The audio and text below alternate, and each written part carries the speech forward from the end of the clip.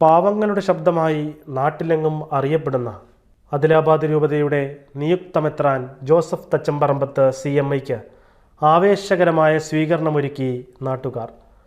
Arch bishop Mar Prince പാണയങ്ങാടൻ്റെ സാന്നിധ്യവും ഏറെ ശ്രദ്ധേയമായി.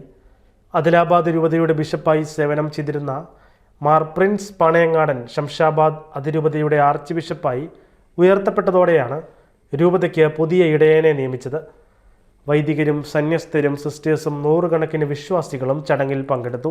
പുതിയ നിയമനത്തിൻ്റെയും പ്രദേശത്തിൻ്റെ വിപുലീകരണവും സംബന്ധിച്ച ഉത്തരവും വികാരി ജനറൽ ഫാദർ ജോസ് മാണിക്കത്തൻ CMIയും ചാൻസലർ ഫാദർ ജോഷി അമ്പാട്ടും വായിച്ചു. ദൈവത്തിൻ്റെ മാർഗനിർദ്ദേശവും പരിപാലനയുമാണ് തങ്ങളുടെ ഏക പ്രതീക്ഷയെന്ന് നിയുക്ത ബിഷപ്പും ആർച്ച് ബിഷപ്പും പ്രഖ്യാപിച്ചു. അദിലാബാദിലെ നിയുക്ത ബിഷപ്പിൻ്റെ സ്ഥാനാരോഹണം ഒക്ടോബർ 25-നും ശംഷാബാദിൽ മാർ പ്രിൻസ് പാണയങ്ങാടൻ ആർച്ച് ബിഷപ്പായി ഉയർത്തപ്പെടുന്ന ചടങ്ങുകൾ ഒക്ടോബർ 26-നും നടക്കും.